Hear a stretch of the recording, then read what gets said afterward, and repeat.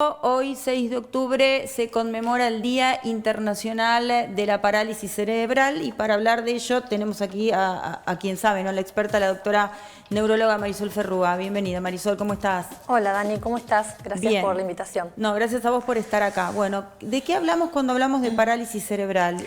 Bueno, como su nombre lo dice, se trata de un trastorno, un conjunto de trastornos que afecta la movilidad, la postura y el control del equilibrio en los niños, generalmente. Sí. Se considera infantil porque afecta a un cerebro vulnerable desde la gestación hasta los 5 o 6 años de vida aproximadamente.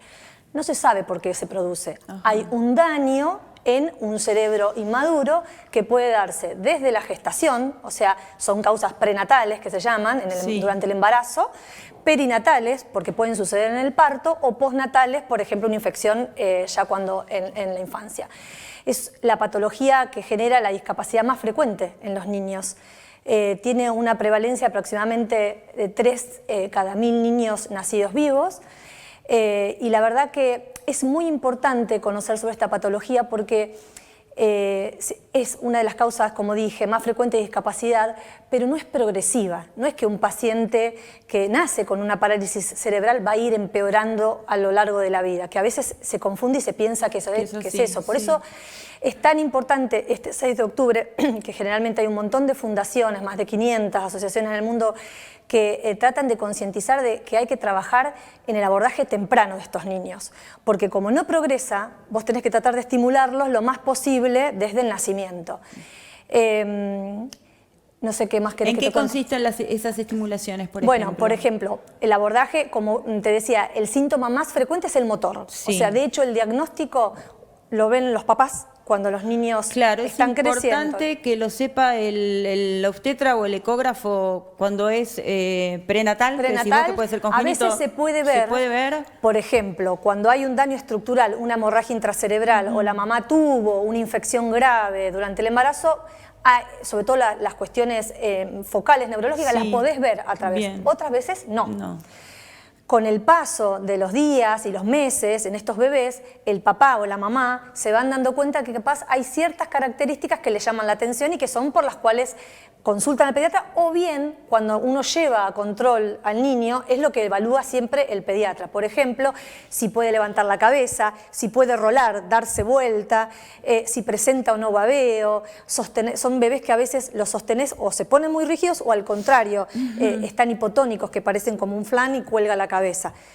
Es importante destacar que hay un montón de síntomas que también pueden tener niños normales, así, para no asustarnos. Esto lo tiene que evaluar generalmente el pediatra, que va a tener ciertos signos de alarma y va a pedir estudios para confirmar este diagnóstico.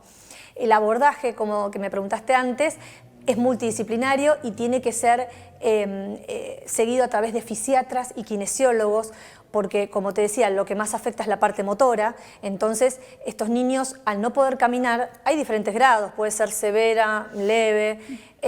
Lo que más hay que trabajar es en la marcha, en el caso que se pueda. Hay otros niños que no pueden marchar, claro, pero sí podemos evitar retracciones y espasticidad que a veces requieren cirugía a través de una buena fisioterapia o terapia ocupacional o a veces con fármacos. También otro mito es que la parálisis cerebral generalmente se asocia a un retraso intelectual. No es así. No. Hay un tercio de pacientes que sí puede tenerlo, sobre todo para lo que son las parálisis cerebrales severas, pero hay pacientes que tienen un intelecto normal.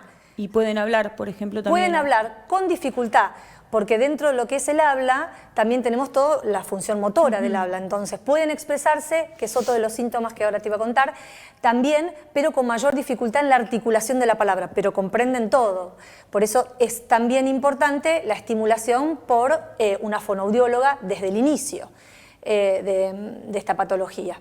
Bien, y cuando sucede que en el parto, en el momento del parto hay sufrimiento fetal por alguna causa, es como que es predecible un poco, o sea, ya los médicos, hasta mismo los padres deben saber que eso deja secuelas, ¿no? Suele ser una de las secuelas más comunes. Exacto, es una de las causas. En realidad, uno de los factores de riesgo para una parálisis cerebral son los sufrimientos durante el parto, hipoxias o anoxias severas. No siempre sucede, ¿no? Pero si vos tenés un niño que empieza como mamá, ves algún antecedente de estos síntomas que yo te conté y tenés el antecedente de haber sufrido algo de estas características en el parto, hay chance de que pueda ser una parálisis cerebral.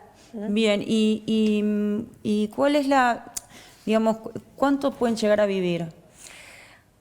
Depende de cada caso. Exacto, porque generalmente las complicaciones vienen por estar mucho tiempo postrados y son severas, entonces después se escaran, o por esto que te contaba, como tienen trastornos para hablar, también tienen trastornos para deglutir, entonces pueden hacer infecciones respiratorias a repetición.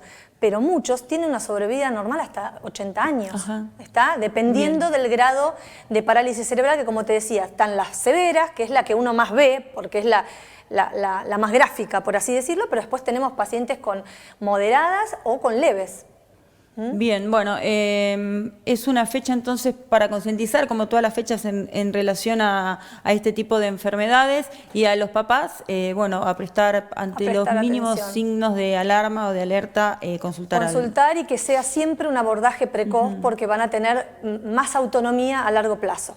Gracias, Marisol, como siempre. Hasta luego. Hasta luego.